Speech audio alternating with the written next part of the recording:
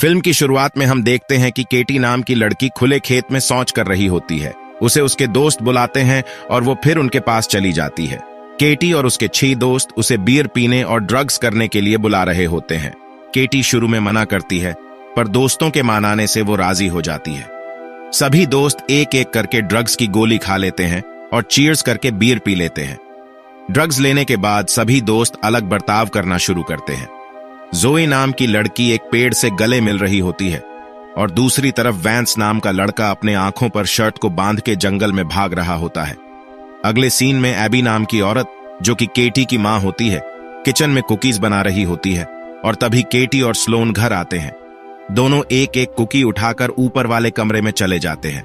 कमरे में जाने के बाद स्लोन अगले महीने न्यूयॉर्क जाने की बातें करती है। तभी एबी कमरे में आती है और केटी और स्लोन को बताती है कि वो दोनों केटी के अंकल के घर जाने वाले हैं और फिर वहीं से दूसरे दिन फार्म पर। उसके बाद एबी रूम से चली जाती है। अगले सीन में केटी के अंकल उन्हें लेने उनके घर के बाहर आते हैं। वो दोनों अपने बैग्स लेकर अंकल की कार में बैठती है।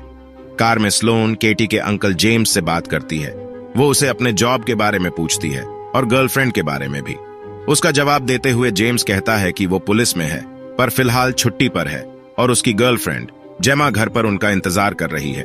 थोड़ी देर बाद तीनों जेम्स के घर पहुंच जाते हैं और जेमा से मिलते हैं। जेम्स, केटी और स्लोन को उनका कमरा दिखता है। इसके बाद केटी और स्लोन अपने बेड पर बैठे हुए बातें कर रहे होते हैं। सुबह में जेम्स केटी और स्लोन का सामान उठाकर गाड़ी में रख देता है और उन्हें बस स्टैंड तक छोड़ने चला जाता है। केटी और स्लोन जेम्स को जाने के लिए कहते हैं। वापस जाने से पहले जेम्स केटी से कहता है कि हर दिन जब मैसेज करोगी तब एक कोड वर्ड लिखना जो कि होगा एप्पल, और हर दिन अलग वर्ड भेजना। फिर जेम्स वापस घर चले जाता है। थोड़ी देर बाद केटी और स्लोन एक रेस्टोरेंट में जाते हैं और स्लोन टॉयलेट चली जाती है। केटी बाहर उसका इंतजार कर रही होती है। तभी 2 लड़के आते हैं और उससे बात करना शुरू करते हैं। उसी वक्त स्लोन बाहर आती है और उन लड़कों से फ्लर्ट करने लगती है। फिर वो चारों जन बैठकर बातें करते हैं। केटी और स्लोन उन लड़कों को अपना फर्जी नाम बताते हैं। केटी का नाम रिप्ली और स्लोन का हेदर बताते हैं। उन लड़कों का नाम जेड और लूकस होता है।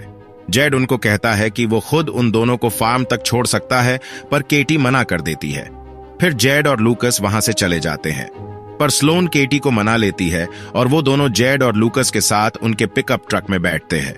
कुछ देर के सफर के बाद केटी जेड से कहती है कि फार्म का साइन बोर्ड पीछे रह गया है, उन्हें मुड़ना चाहिए, लेकिन जेड कुछ नहीं कहता और गाड़ी चलाते रहता है। केटी और स्लोन थोड़ा डरने लगते हैं और एक दूसरे का हाथ पकड़ते हैं। कुछ देर बाद जेड उन्हें खुद के घर लेकर आता है। घर के अंदर से जेड की मां बाहर आती है और उन दोनों को अंदर आने के लिए कहती है।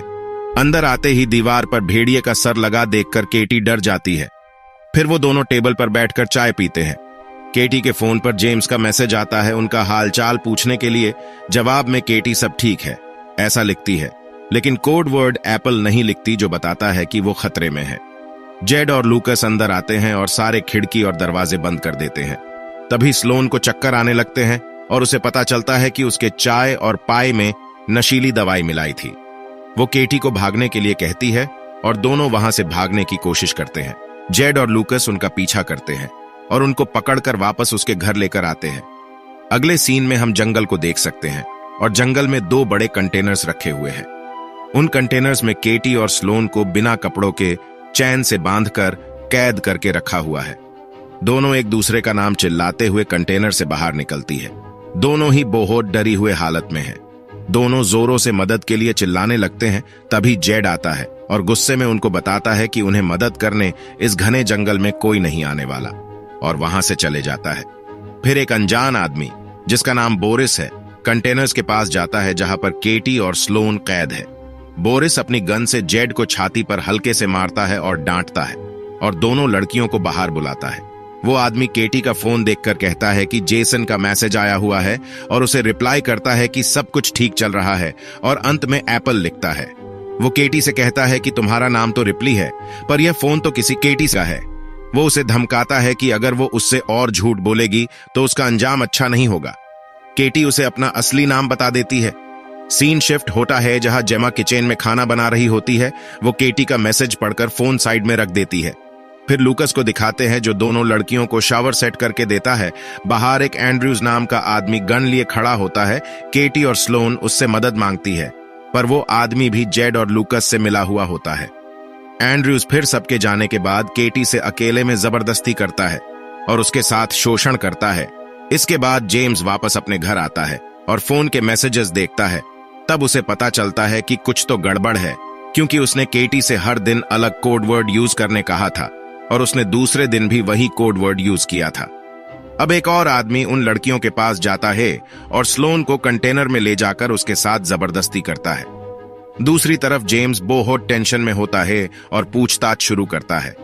उसे पता चलता है कि वो दोनों फार्म पर कभी पहुंचे ही नहीं। वो तुरंत अपनी गाड़ी लेकर फार्म की तरफ जाने के लिए निकलता है। जंगल में अचानक से एक सायरन बजने लगता है।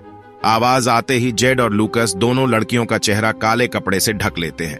इसके बाद सुअर का मास्क पहना हुआ आदमी उनकी तरफ आने लगता है और स्लोन को कंटेनर के अंदर ले जाकर कंटेनर बंद कर देता है। दूसरे दिन जब केटी स्लोन को देखने जाती है, तब स्लोन ने सुअर का मास्क पहना हुआ होता है और वो रो रही होती है। जेम्स भी फार्म के नजदीक पहुंच चुका है और वो पुलिस स्टेशन में शेरिफ से मिलने जाता है। वहां का शेरिफ कोई और नहीं बल्कि एंड्रयूज होता है। वो जेम्स को कहता है कि लड़कियों को वो ढूंढ लेगा और उसे घर भेज देता है। जंगल में बोरिस फिर से आता है और उसे पता चलता है कि जेम्स लड़कियों को ढूंढने आ चुका है, इसलिए वो जेड से उन लड़कियों को मारने के लिए कहता है। केटी चुप के उनकी बातें सुन रही होती है और बोरिस के आते ही कंटेनर के अंदर चली जाती है। बोरिस भी उसके साथ कंटेनर के अंदर चले जाता है।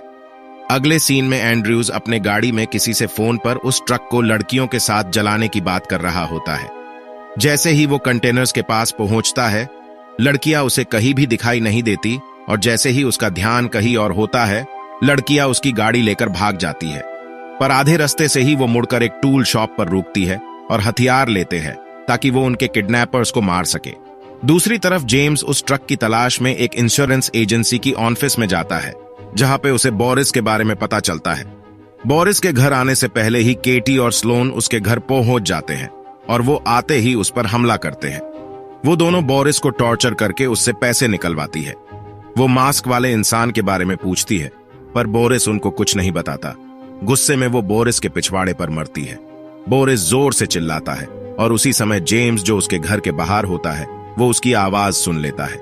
जेम्स जब तक अंदर पहुंचता है, तब तक बोरिस मर चुका होता है और दोनों लड़कियां भी पिकअप ट्रक लेकर वहां से निकल चुकी होती है। इसके बाद जेम्स बोरिस की बॉडी को रिपोर्ट करने के लिए पुलिस स्टेशन जाता है। वहां पर वो केटी के फोन पर कॉल करता है और केटी का फोन एंड्रयूज के पास होता है, जो कि उसी के जेब से बजता है। जेम्स को पता चलता है कि एंड्रयूज भी इसमें शामिल है। एंड्रयूज जेम्स पर गन तनता है और उसे बंधक बना लेता है। वो जेम्स को घर में बांध कर रखता है और तभी और दो नई लड़कियों को लेकर आता है। उसी समय केटी और स्लोन वहां पर आते हैं और बेसबॉल बैट से उसे सर पर मारते हैं। फिर एंड्रयूज को कुर्सी से बांधकर उसके साथ रशियन रूलेट का खेल खेलते हैं। दोनों मिलकर एक एक करके शॉट्स लेते हैं, पर उसे एक भी गोली नहीं लगती। एक आखिरी बार केटी गन चलाती है और एंड्रयूज को मार देती है। केटी और स्लोन वहां से भी भाग जाते हैं और नई दो लड़कियां, जिन्हें एंड्रयूज अपने साथ शोषण के लिए लाया था, वो जेम्स को बचा लेती है। केटी और स्लोन फिर जेड के घर पे जाते हैं और उसकी मां के ड्रिंक में बेहोशी की दवा मिलते हैं। फिर स्लोन जेड को उसकी मां के सामने बहुत बेरहमी से मारती है। उन दोनों ने लूकस को भी पकड़ रखा होता है। जेड को मारने के बाद वो दोनों उसकी मां को लूकस के पास लेकर जाते हैं और लूकस को अपनी मां को बैट से मारने के लिए कहते हैं, लेकिन लूकस उनकी बात नहीं सुनता और वो लूकस को भी गोली मार देते हैं। आखिर में केटी जेड और लूकस की मां को भी एक मशीन से मार देती है। इसी के साथ केटी और स्लोन सारे किडनैपर्स को मार के अपना बदला पूरा करती है। 1 महीने बाद वो दोनों न्यूयॉर्क जाने के लिए निकल पड़ती है। जिस तरफ स्लोन और केटी के साथ फार्म का स्कैम हुआ था, उसी तरफ एयरपोर्ट पर एक आदमी और लड़कियों को फंसाने के लिए खड़ा था और इसी सीन के साथ मूवी खत्म हो जाती है।